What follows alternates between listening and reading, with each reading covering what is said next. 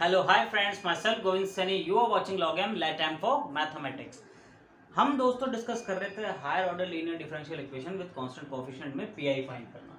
तो उसमें हमने जब Q of X E raised to power X हो इस पर देख लिया था किस तरह फाइंड करते हैं। हमने जब Q of x sine x cos x हो इस पर देख लिया था किस तरह फाइंड करते हैं। जब Q of x x raise to power n हो तब हमने देख लिया था किस तरह फाइंड करते हैं। और लास्ट लेक्चर नंबर 7 में हमने देखा था कि when q of x is equals to e raised to power ax v of x where v of x is a function of x, उस सिचुएशन में किस तरह से हम फाइंड करते हैं, क्या मेथड होता है, किस तरह से हमें वहाँ पे सॉल्यूशन निकलता है, वो हमने देख लिया था। अब हम फाइनली हमारे इस टॉपिक्स के लास्ट लेक्चर पर हैं जिसमें हम क्या सीखेंगे when q of x is x raised to power n and v of x where v of x is a any function of x। so students, हम इस सिचुएशन में किस तरह से सॉल्यूशन निकालेंगे, किस तरह से पीआई निकालेंगे, आइए देखते हैं। तो pi is equals to 1/f(d) हम लिखते हैं और साथ में यहाँ पर ये q ऑफ x की वैल्यू आती है which is x raise to power n v of x। अब देखिए इस v ऑफ x की संभावनाएं क्या क्या हैं, ठीक है। तो द पॉसिबिलिटीज जो भी है उसे हम एक बार देख लेते हैं। तो जनरली ये v ऑफ x क्या रहेगा, या तो क्या हो सकता है e raise to power ax हो सकता है।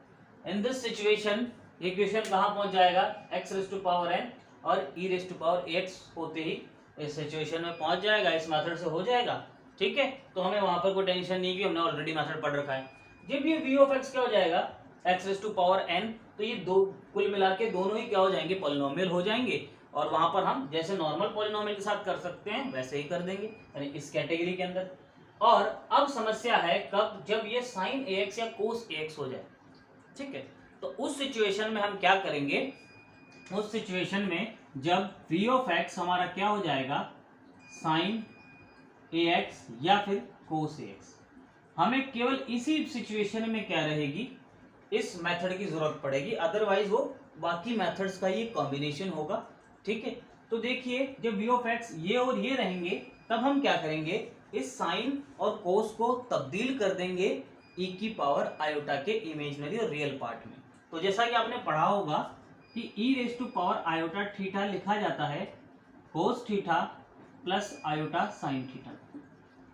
सो इसमें जो कोस थीटा होता है वो होता है real part of e raise to power iota theta, और जो साइन थीटा होता है वो होता है imaginary part of e raise to power iota theta. जो आयोटा से मल्टीप्लाई होती है टर्म वो इमेजिनरी पार्ट होती है। तो ये होता है। तो हम क्या करेंगे इस क्वेश्चन में, यदि हमें साइन एक्स गिवन हो तो हम उसे क्या लिख देंगे, imaginary part of e raise to power iota theta. और यदि हमें कोस एक्स गिवन हो या कोस थीटा गिवन हो तो उसे हम किससे रिप्लेस कर देंगे, real part of e raise to power iota theta, ठीक है। उससे क्या होगा, हमारा जो प्रॉब्लम है वो किस सिचुएशन में आ जाएगा, इस सिचुएशन में। और यहां से हम जानते हैं मेथड किस तरह में सॉल्व करना है। तो आइए इस विधि को हम देखते हैं एक एग्जांपल के थ्रू। ये सबसे इफेक्टिव मेथड है, अदरवाइज हमारे पास एक और मेथड है लेकिन हम उसे डिस्कस नहीं करेंगे क्योंकि एक मेथड काफी होता है। Otherwise in future if I make more lectures on differential equation that time I will provide that method, but for an exam point of view one method is enough to understand, okay. और ये काफी effective method है, ठीक है। आइए देखते हैं एक एग्जांपल की सहायता से। सो दोस्तों देखते हैं अब ये एग्जांपल, वो जो भी हमने मेथड पढ़ा उससे किस तरह सॉल्व करते हैं। सबसे पहले ये गिवन क्वेश्चन को हम किस में चेंज करेंगे, डी फॉर्म में चेंज करेंगे। D square minus 2d plus में 1 y common is equal to x sine x. अब हम क्या करेंगे, सी एफ फाइंड करेंगे। तो सी एफ इसका फाइंड करना कोई बड़ी समस्या नहीं है, आप कर सकते हैं। मैं डायरेक्ट पी आई पर आता हूं। तो देखिए पी आई क्या होता है, P I is equal to 1/दिस whole term D square minus 2d plus 1 X sine X. दोस्तों अब जैसे मैंने आपको बताया था यहाँ पे साइन एक्स आ गया और इसको क्या लिखना पड़ेगा, इमेजिनरी पार्ट ऑफ e की आयोटा एक्स, ठीक है। तो देखिए क्या लिखा जाएगा, इमेजिनरी पार्ट ऑफ 1/, देखिए D square minus 2d plus 1 क्या हो जाता है, क्या हो जाता है d माइनस 1 का होल स्क्वायर, ठीक है जी। तो अब क्या करेंगे, हम x एज इट इज लिखेंगे और x साइन को क्या लिखेंगे, e raise to power iota, और यहाँ पर जो भी होता है वो x, अगर 2x है तो 2x और जो भी टर्म है। अब क्या करेंगे, इसे ध्यान से देखेंगे तो इक्वेशन अब कहाँ आ गया, जब e⁻⁴ के मल्टीपल में कोई फंक्शन हो उस टाइप का आ गया। तो फिर क्या होगा नेक्स्ट स्टेप में, ये e आयोटा x बाहर निकलेगा, और बाहर कैसे निकलता है, x का जो भी कोफिशिएंट t में होता है वो d प्लस करके d के साथ रिप्लेस होता है। ठीक है, तो d को कहाँ रिप्लेस करेंगे हम, d प्लस आयोटा से। तो देखिए क्या लिखा जाएगा नेक्स्ट स्टेप, ये होगा इमेजिनरी पार्ट, इस लाइन को क्या है आपको थ्रू आउट साथ में रखना है। ठीक है, तो देखिए यहाँ पे क्या लिखा जाएगा, ये बाहर आएगा e⁻⁴ वन अपॉन, और d किससे रिप्लेस होगा, d प्लस आयोटा से, और -1 as it is whole square, x बच गया। अब दोस्तों हम क्या करेंगे, ये जो पूरा कांस्टेंट है, ठीक है, ये जो पूरा कांस्टेंट है विथ आयोटा, ठीक है, ये पूरा जो कांस्टेंट है इसे कॉमन निकाल लेंगे। तब देखिए क्या होगा, which is equals to imaginary part of, अब जितना भी कांस्टेंट होता है यहाँ पे हम वो पूरा ही कॉमन निकालते हैं, कुछ भी छोड़ते नहीं है, नहीं तो वो हमारे सॉल्यूशन को गलत कर देता है। तो देखिए पूरा कांस्टेंट बाहर, तो यहाँ पे e⁻⁴ अपॉन यहाँ पर क्या आ गया, i-1 का होल स्क्वायर, क्योंकि स्क्वायर है। ठीक है, और बच क्या गया i-1 कॉमन, तो 1। ठीक है, फिर यहाँ पे क्या आ जाएगा, क्योंकि प्लस माइनस की कोई टेंशन नहीं है, तो प्लस का प्लस d अपॉन, क्योंकि d के पास i-1 जैसी कोई टर्म नहीं थी, तो उसके डिवाइड में क्या लग जाएगा, i-1। ठीक है, और ब्रैकेट लग जाएगा और इसकी पावर 2x। देखिए ये सिंप्लीफिकेशन या ये कॉम्प्लिकेशन करने के बाद में हम इसे ऊपर ले जाएंगे। तब देखिए ये थ्रू आउट आपको लिखना है इमेजिनरी पार्ट ऑफ, ठीक है, और ये टर्म एज इट इज रहेगी i⁻x i⁻1 की पावर 2। ठीक है, अब ये टर्म ऊपर आकर क्या हो जाएगी, 1 प्लस d i⁻1 का होल -2 पावर x। अब हम क्या करेंगे नेक्स्ट स्टेप में, हम इसको एक्सपेंड करके लिखेंगे, ठीक है, इस टर्म को, और x को क्या करेंगे, इस पर ऑपरेट करेंगे। तो देखिए imaginary part of e⁻⁴ as it is, नीचे i⁻1 का होल स्क्वायर, इसका एक्सपेंशन क्या होगा ये देखते हैं, इसका एक्सपेंशन होगा 1 - 2d अपॉन d-1, देखिए प्लस 3d² अपॉन i⁻1 का whole square and so on.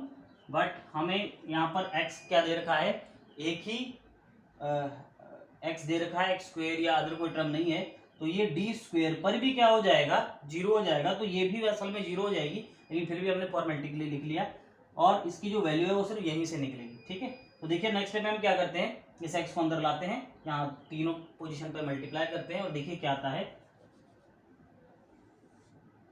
तो देखिए is equals to imaginary part of bracket e⁻⁴ upon, अब चाहो तो यहाँ से इसको सॉल्व कर सकते हो। आयोटा का i⁻1 का होल स्क्वायर क्या हो जाएगा, फर्स्ट वाले का स्क्वायर -1, मैं डायरेक्ट ही कर देता हूँ, यहाँ पर देख लीजिए i⁻1 का होल स्क्वायर क्या हो जाएगा, आयोटा का स्क्वायर -1, 1 का स्क्वायर +1, और फाइनली -2 आयोटा, ये दोनों कैंसिल आउट, क्या आ जाएगा -2 आयोटा। यहाँ पर क्या लिख लेंगे हम, -2 आयोटा। ठीक है, ये सिंप्लीफिकेशन आप कर सकते हैं ड्यूरिंग दी क्वेश्चन।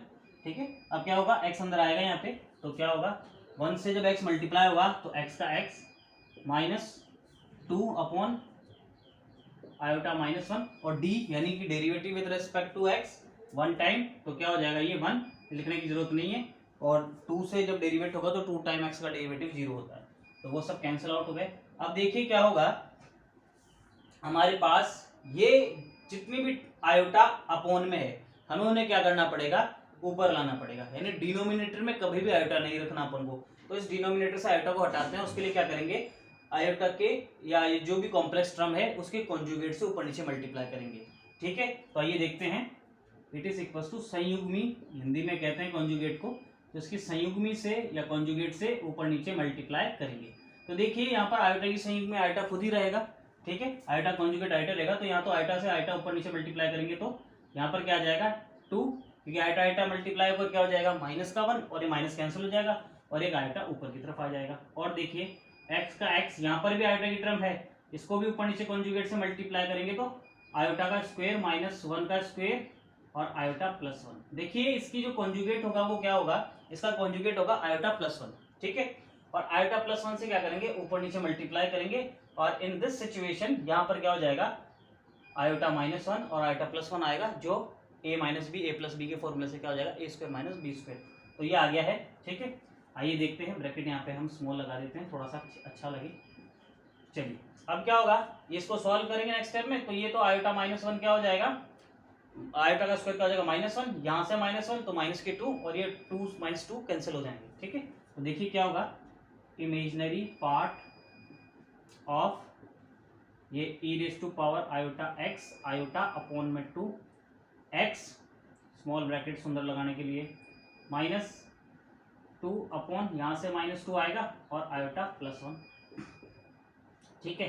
अब ये -2 से ये -2 कैंसिल, क्या बच गया, इसे आप थ्रू आउट लिख लीजिएगा, e⁻ iota x iota by 2x plus में आयोटा प्लस में 1, ये टर्म आ चुकी है। अब हम क्या करेंगे, फाइनली हमारा सब कुछ सॉल्व हो गया है, सब कुछ पर्टिकुलर टर्म्स में है। इस आयोटा को अब अंदर भेज देंगे और इस e⁻ आयोटा x को क्या लिखेंगे, जो भी इसका एक्सपेंशन होता है cos x plus iota sin x, ठीक है। तो देखिए इट इज इक्वल्स टू, ये लिख लीजिएगा थ्रू आउट इमेजिनरी पार्ट। यहाँ पे देखिए इसको तो खोल के क्या लिखेंगे, cos x plus iota sin x, iota अंदर जाएगा ये वाला, ये क्या हो जाएगा x आयोटा -1 क्योंकि आयोटा से आयोटा -1 और यहाँ पर प्लस आयोटा, और ये एक अपॉन में 2 चल रहा है तो इसको इसी के अपॉन में 2 लिख देते हैं, ठीक है। या चाहो तो थ्रू आउट कॉमन निकाल दो, कॉमन निकाल लेते हैं, ज़्यादा बेटर लगेगा पूरे ब्रैकेट की, क्योंकि कांस्टेंट है अनइफेक्टेड रहेगा। देखिए अब हम यहाँ पे क्या करेंगे, इमेजिनरी पार्ट चल रहा है, इमेजिनरी पार्ट ऑफ 1/2 ब्रैकेट।